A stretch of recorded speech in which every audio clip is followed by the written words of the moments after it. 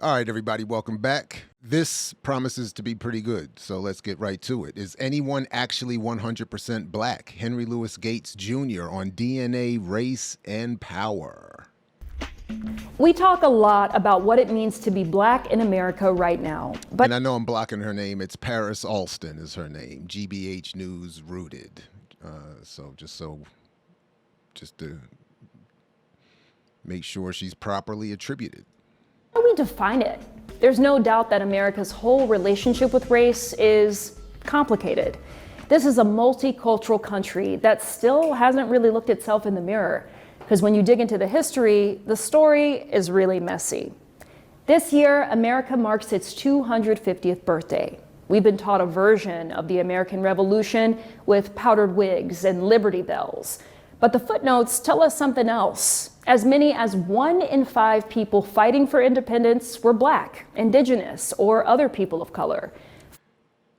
So I don't know. I haven't seen this yet, so I don't know if this is going to be addressed. But I'm interested to note the framing, and they're choosing the 1 in 5 that fought for the British, as opposed to the percentages. I don't know off the top of my head, but seem to be more than that Gerald Horne said fought with the British.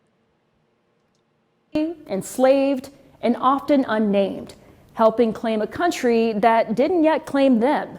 That alone should make us pause. And then there's this. Genetic research shows that most African Americans have around 20 to 25% European ancestry, much of which is the result of white slaveholders raping black enslaved women, which means blackness in this country has never been about ancestry.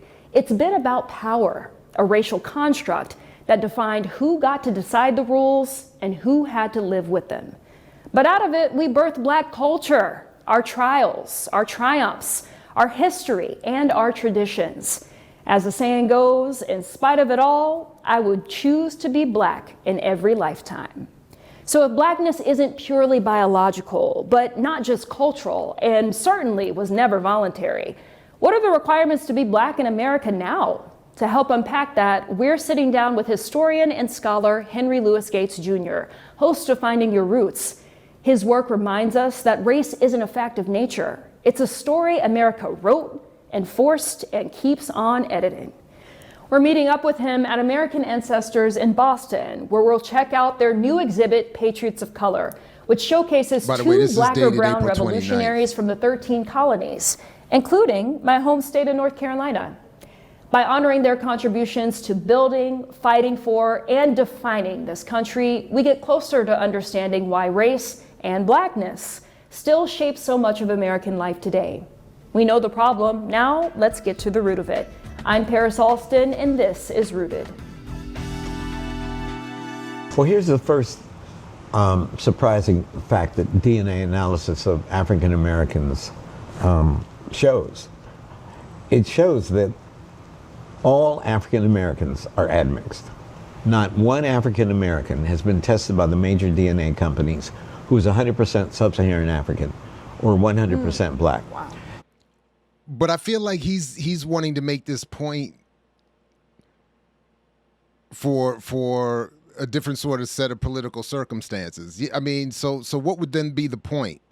That we shouldn't identify with Africa? That we shouldn't, that we should, I'd be willing to identify more with the United States or Europe?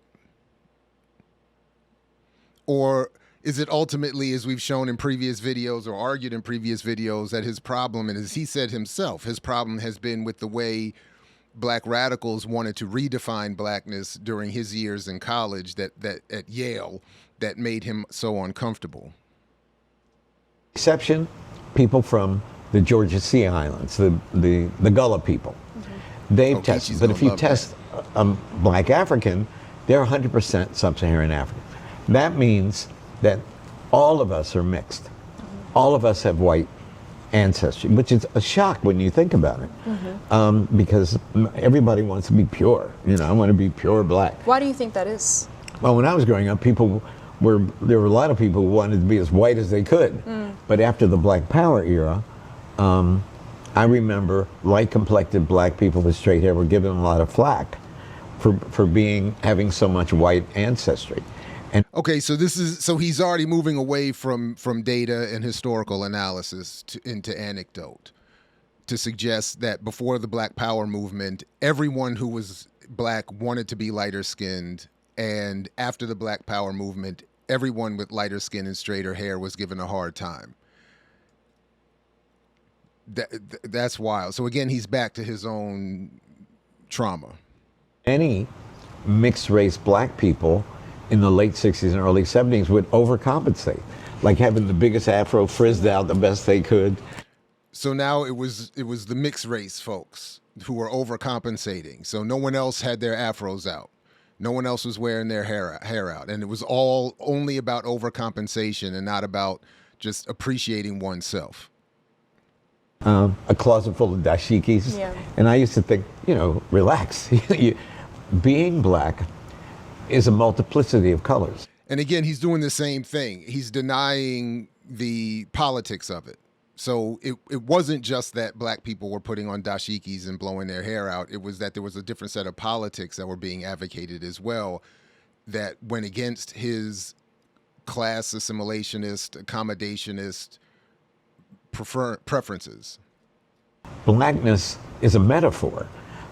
Our blackness extends from people who could pass like Walter White, or look at W.E.B. Du Bois. Does he look like a black man?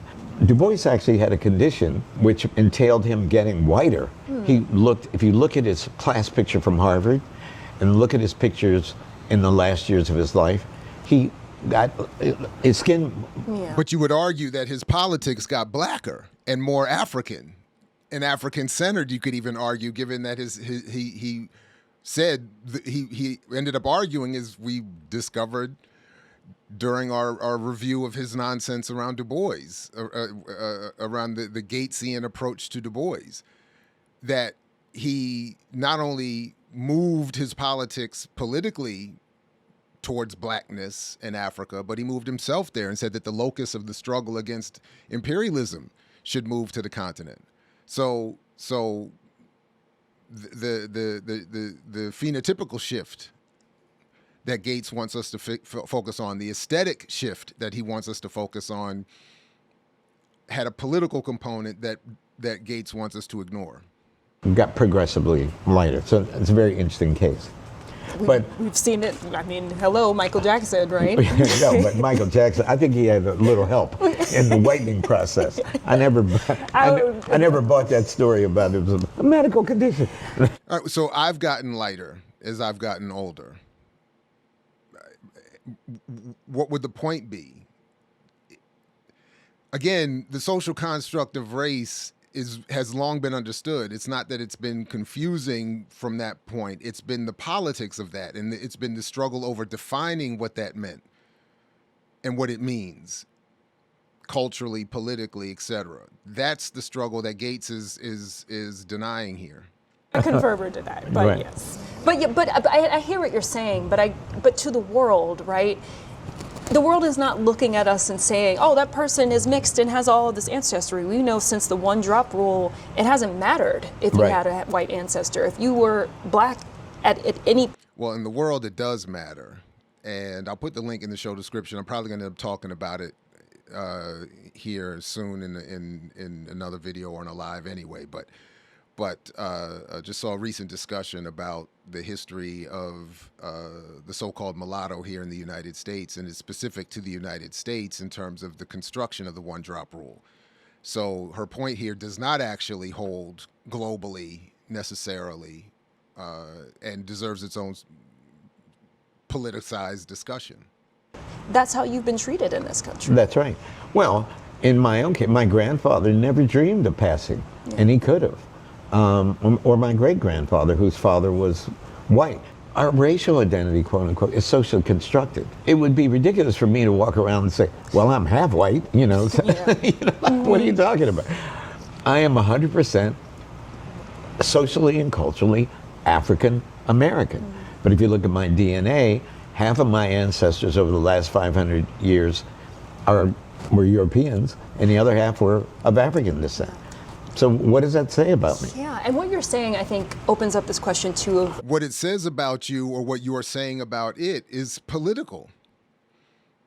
And what it says, to the point of the original question, is that race, socially constructed, as he even acknowledges, is politicized in a particular way. And it's just recognizing that.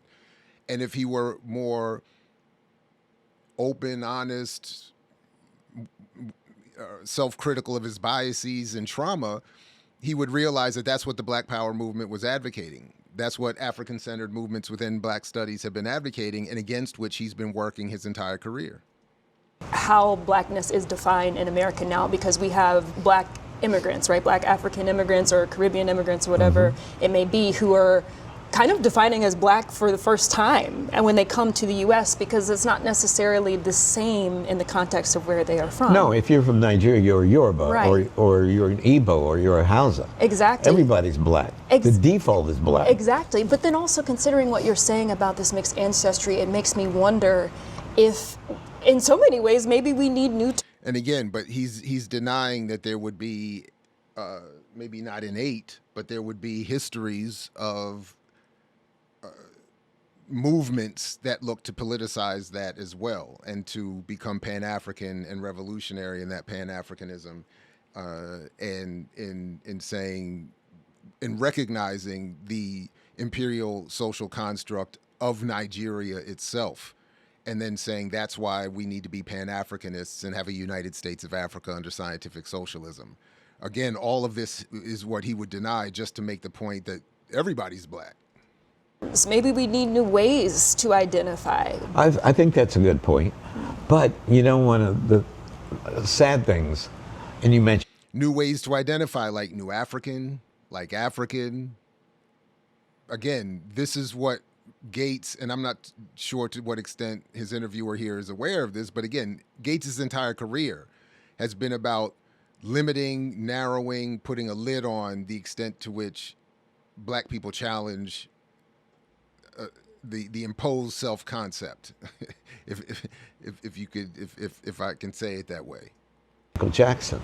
I mean, look, Michael Jackson was a beautiful little color boy, and look what he did to himself, to his nose, to his skin, to his hair.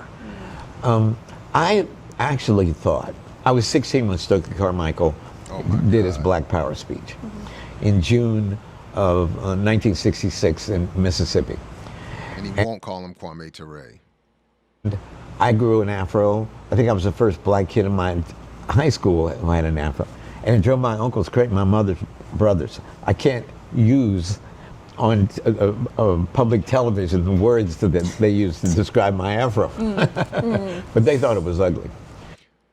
Again, so he's anecdotally explaining the class consciousness, the anti-African consciousness, the anti-Black, the auto-colonialism that he and his family were suffering, that would lead him to his conclusions, and against which he would have felt Kwame Ture and a Black Power movement were pushing too aggressively. So again, this is all very much a confession. I thought that the shame that African Americans, many African Americans, traditionally have felt about their facial features or the texture of their hair or their color, I thought that would be a thing of the past by now. But we're still color struck. 100%. We're still color struck. Yeah. But I think trying to.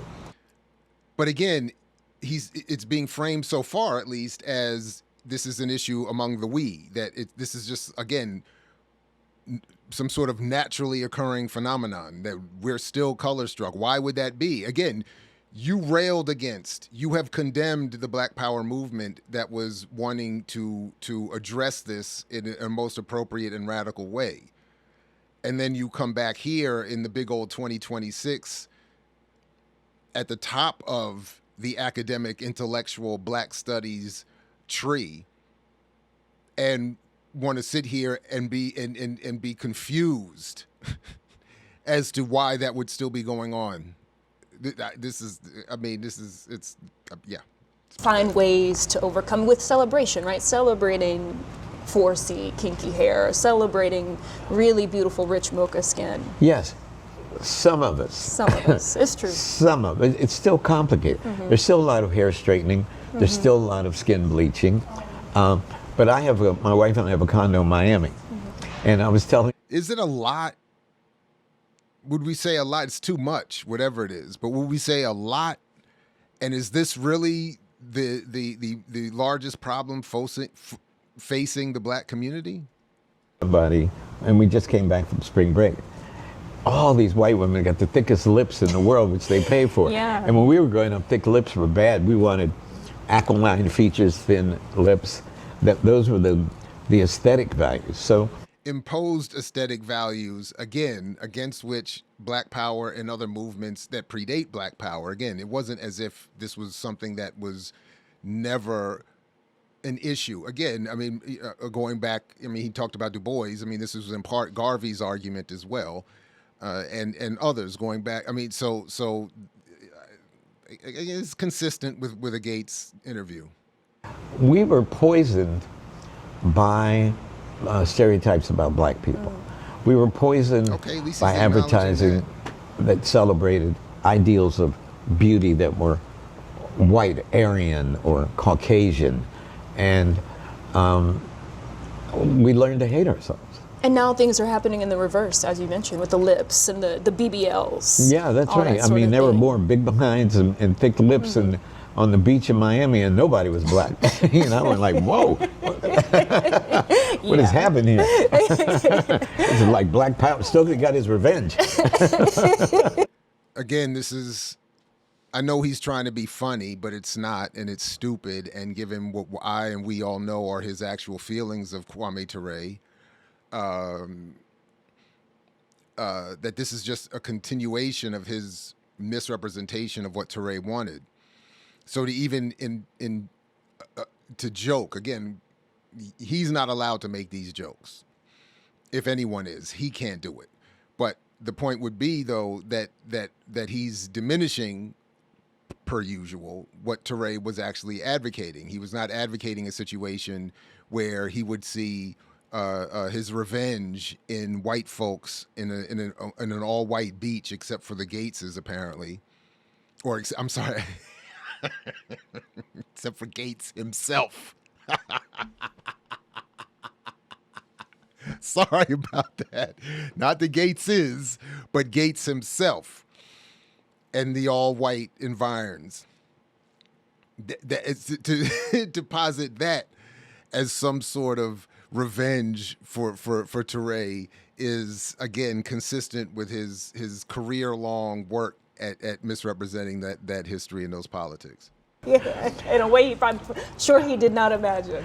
Every week on Find Your Roots, we show that race is a social construction. Yeah. That it's your ancestry, your lineage that we should be talking about, not these 4 or 5 races that were invented in the 18th century, in the Enlightenment, which were totalizing categories that made absolutely no scientific sense. European, African, Asian, Native American, and Indian, from the subcontinent. Yes. So, Asian. But it makes sense to European imperialism, which is still going on and still impacting how these and other communities see themselves. Subcontinent Indian, European, Sub-Saharan African, and Native American. These aren't real scientific categories. Because the variety of human species is one of the marvels of God's universe. Yeah. And DNA, rather than reinforce those categories, deconstructs those categories. I think in one of the commercial DNA companies that we use, there's 60 categories or more of genetic, geographic heritage that you can discover. So it's not just European, but it's Ireland, North Ireland, Southern Ireland, Wales, Scottish, English, and it goes on. In my DNA, I'm 30% of my Sub-Saharan African DNA, 30% is Igbo. Knock me out. And this is the other reason that there's never been a better time for African Americans to trace their ancestry through DNA and the paper trail, is because the DNA analysis is becoming ever more sophisticated as well. So Alex Haley's dream was to find what we used to call the tribe or the ethnic group.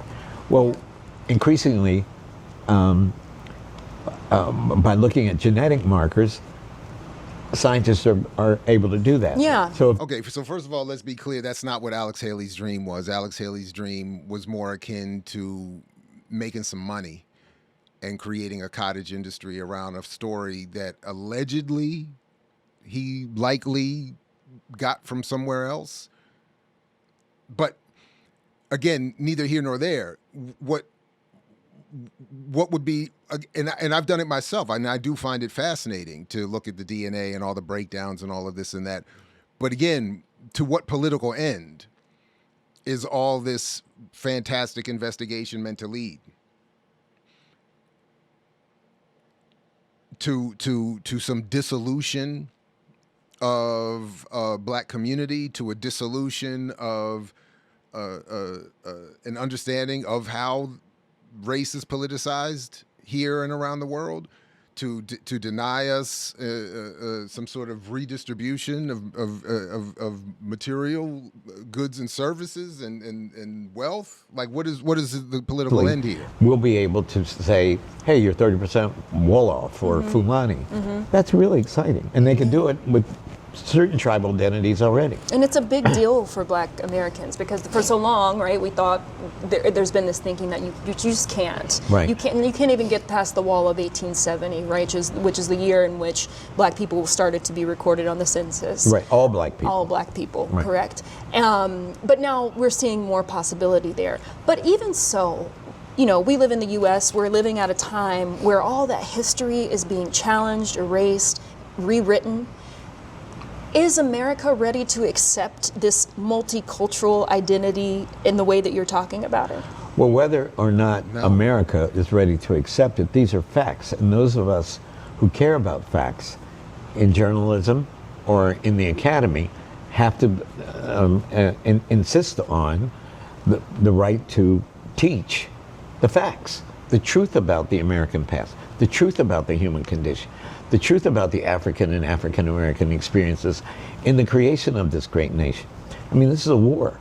We fought a culture So that's, let me let him finish war, this point. as we called it, in the 90s, and it looks like patty cake compared to the war that we're in now.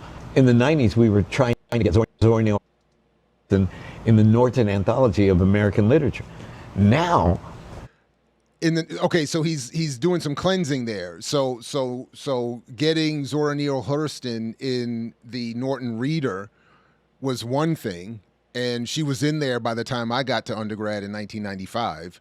But what he's leaving out, at least so far, is as early as 1992, I believe, he was already publishing in the New York Times and elsewhere how black radicalism, Afrocentricity, and the like should be condemned.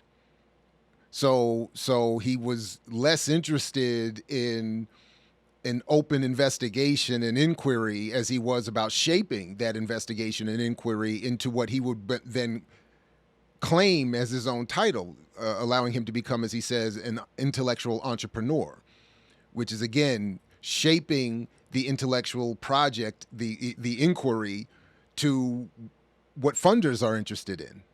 So again, he's just consistent in his misrepresentation. we have people with erasers trying to erase all that we've accomplished in restoring the African and African American past, to say that it didn't matter, or it didn't count, or it never happened. That's a serious war, and that we have to bolster ourselves and be strong and not let that happen. One example of the push. And again, that was the struggle that the Black Studies movement, the Black Power movement, and others had been trying to engage in a way that would inform and guide radical movements of the day. He didn't want that. He doesn't want that. So again, he's still doing the same thing. I am going to look to preserve a version of inquiry that will get me the most funding, the most privilege, the most access, and that will allow me to be, as he apparently said just a minute ago, the only black man on a beach in Florida. Is the American Ancestors exhibit, Patriots of Color, which That's right. highlights two patriots from the 13 original colonies who were black, indigenous, or multiracial. Even with those who fought in the Revolutionary War, for either side, not all of them got the freedom that they were promised. And to this day, right, black people haven't gotten any reparations. How do we reconcile that now? I mean, it's he gonna say great to about discover the reparations? history, but what exactly do we do with it? Well, under this administration, I wouldn't be holding my breath waiting on the reparation check to come in the mail. But you didn't advocate it under any administration. So let's not put it on like it's Trump that's the one holding it up. You've not been an advocate for that in any way, in any meaningful way. So anyway, whatever. Trying to keep Black History Month together. Trying to keep Frederick Right. Douglass in the They textbooks. already wiped MLK Day from the Free National Park admission. Yeah, you know. In other words, because again, he's not about advocating for actual material change. He's only looking to advocate for some nominal symbolic inclusion that will fund him and his enterprises very well. So, I mean, That's scandalous. That, I think, is one of the most shocking things that this administration has done. I didn't see that coming, and maybe I should, but yeah, you should. I didn't see that coming. Maybe I should have. You should have. But you were we too are busy all having joined beer together. summits with Obama than looking critically at why Obama had been elected or what his role would be or and you've spent your career suppressing radical critiques. So yeah. If anyone tried to wipe out Black History Month, there would be a rebellion of African Americans. I mean, that's our line in the sand, among other things. I think that, excuse me, I And think of course it's a corporatized, sanitized version that this fight he thinks would, he's predicting would be fighting for. incumbent upon journalists and academics to protect the right of a teacher to teach the truth about the American past, and not some fantasy of American history that doesn't involve its sordid past in the depths of slavery and the relationship of slavery to the wealth that this nation accrued and the sacrifices. Slavery, as Orlando Patterson put it, was a form of death too. It was social death. Yes. Just imagine waking up, looking at a beautiful child and thinking, you have no hope. You are going to be sold. And if you had a female child, she could be sexually violated by her owner at any point. And that's the genesis of the lost And the boys and men, ancestry. too. All of our stories that were ripped apart, our families that were ripped apart and our stories that were lost. It's the genesis of that European DNA in our admixture. Overwhelming. And some people, of course, fell in love and had interracial relationships. Morgan Freeman's, I'll give you an example. Morgan Freeman's great-great-grandparents were a white overseer and an enslaved woman on a plantation. So immediately you think she must have been raped, right? She must have been violated. Guess what? When the Civil War was over, they had a common law marriage in Mississippi where it was illegal. They had several children together, and I showed Morgan their tombstones right next to each other. They were buried next to each other. Go figure, right? So what does that then mean? That this isolated anecdotal means what in terms of, so slavery wasn't that bad? Racism isn't that bad, as Morgan Freeman would say on CNN at one point? Maybe that's where he got it from. When he sat there with Don Lemon and said, we're both here, rich and black, what could be the problem? There was an enormous amount of sexual violation. Most of our white ancestry came from rape and slavery. There's no question about that. But we can't say all of it did. Some people had willing interracial sexual relations and tried to make a life out of that as best they could. It was enormously complex. And in my case, on my mother's side, my eighth or ninth great grandmothers, some white woman, an English woman who was an indentured servant, who's sleeping with a black enslaved man. What was that relationship about? Was she raped? I mean, I doubt it. Yeah. And so what more do you... Means nothing in terms of the context in which these communities are. I mean, of course people are going to find each other, and in some cases, but so what?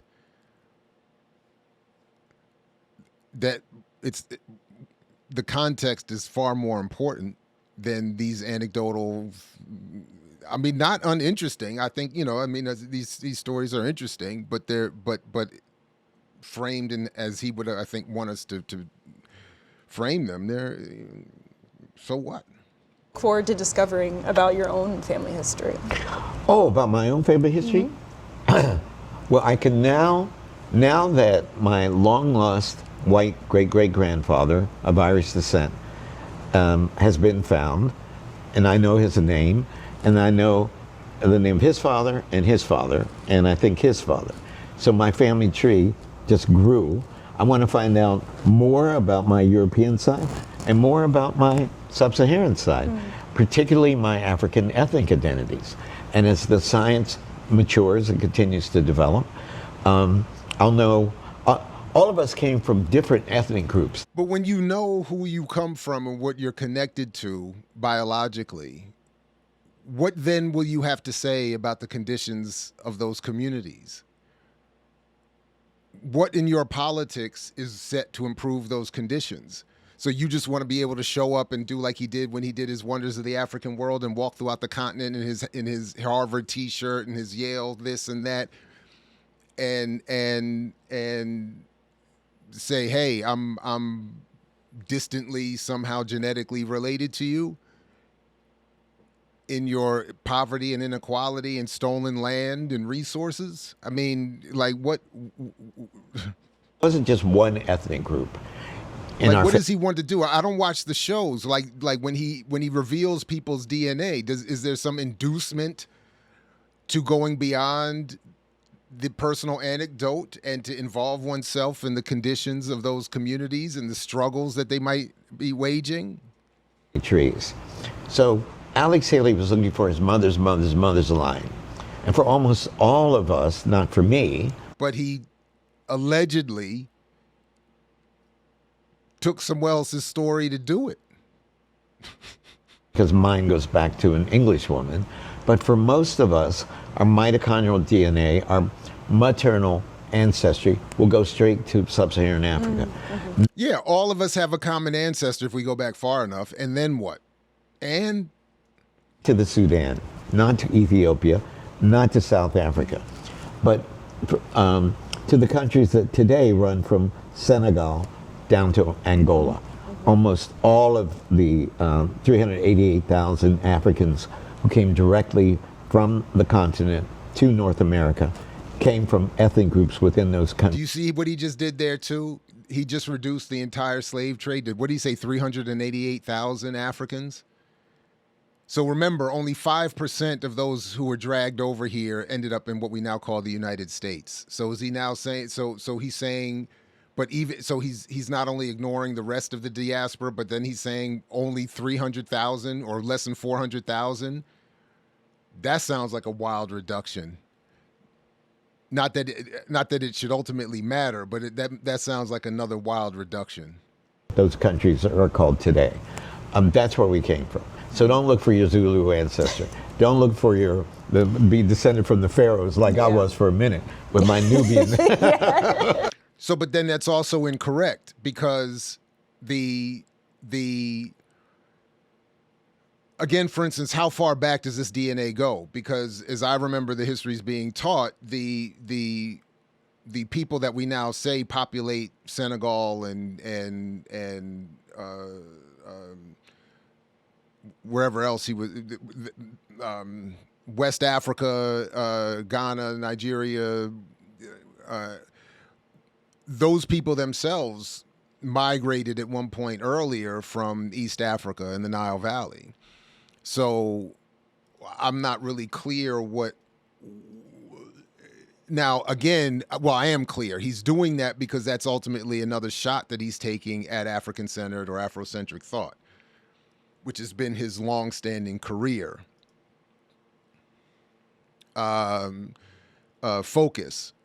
So I was just quickly looking at mine just to confirm. I wanted to make sure. And no, I can't use my case to challenge what he's saying. Everything from in my African ancestry is Nigeria, Benin, Togo, Mali, Ivory Coast, Ghana, Yoruba land, and Senegal. Cameroon a little bit, Western Bantu people. So, but the point is, I don't know that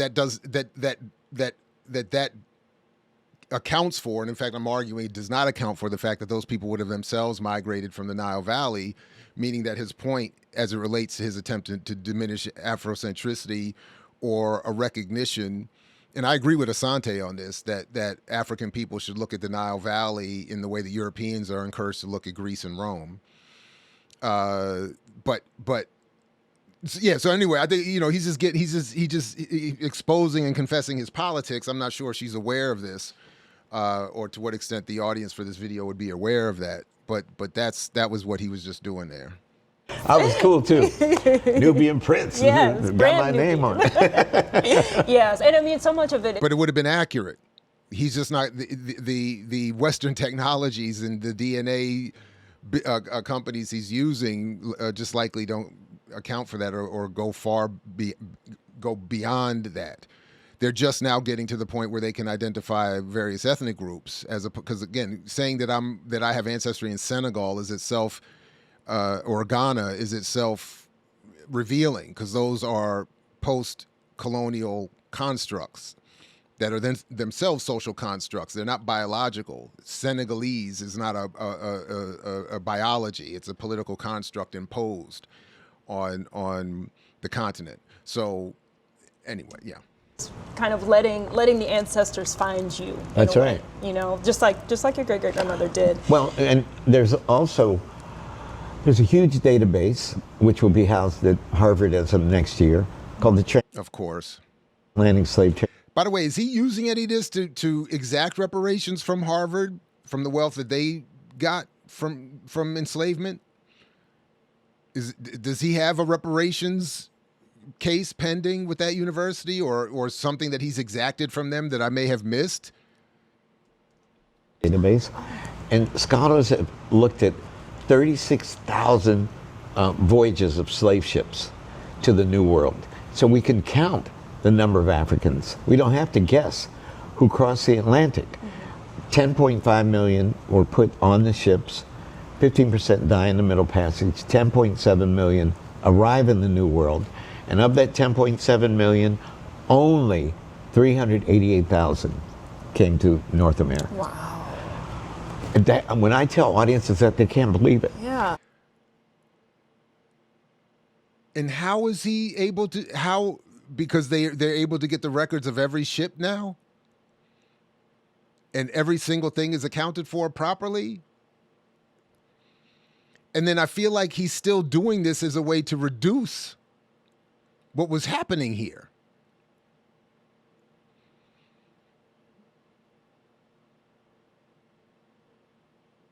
And throughout the diaspora. But We'll have them turn the lights on the auditorium. Okay, this side, how many came? 5 million. 5 million went to Brazil. Almost 1 million went to Cuba. 1 million went to Jamaica. 770,000 went to Haiti. The richest colony in the world was Saint-Domingue, which on January 1st, 1804 became Haiti. And starting with Thomas Jefferson, successive American governments did all they could to undermine its economic status, because they didn't want a self-sufficient republic run by black people. And we see those ripple effects through what's happening in Cuba today, in Venezuela, and Panama. Again, he does not stand with the Cuban Revolution. Or has happened over the past several decades. Yeah, I mean, and, Latin America was in denial about how black it was. And Brazil, the government in 1881 inaugurated a program called branqueamento, which means whitening. And they imported Europeans to whiten the country. And other Latin American Blanqueamiento, it was just being discussed in the context of this World Cup. We'll be talking about it in a couple of days more directly. But Blanqueamiento is why Argentina is the only team in the World Cup that has no black players on it. That policy run in Argentina. So another reason to root against them if you're watching the World Cup, which I haven't yet. And or to root against the entire country, just in general, especially with his current relationship. Never mind his history of abusive history, but his current relationship with the current sitting president here. But anyway, yeah. Countries did as well. So the Negrophobia, as it were, was not only an American thing, it was pan-American. Yeah. But let's be real. And it exists within black communities, as he was just confessing a little while ago. U.S., most African Americans aren't trying to claim their whiteness. If anything, we're more curious if we have indigenous ancestry. That's been true for me based on family stories I've heard my whole life, even if they weren't confirmed. The average African American has 0.8% Native American ancestry. You calling me average? I'm calling you average. You know, the brothers on the street say, DNA don't lie, you know. Okay, point taken. But I promise y'all, I'm not trying to make this some kind of Elizabeth Warren moment. All right, they wrapped the interview portion with Gates there, so I'm going to leave it there for myself. And yeah, this was sent to me by a couple people over the last couple of weeks, and I thought I would just check it out. So thanks to all of you for doing it. It's been a consistent. It was consistent. I don't mind checking it out, to be perfectly honest, but it is entirely consistent with what Gates' career has been. Suppress and rebrand radicalism, claim to be the sole or dominant authority of the framing, at least, of black history, and to make a bunch of money off of it, to be the intellectual entrepreneur that he said that he was going back now 30-some years at least. So I mix what I like, what I like, what I like, what I like, what I like.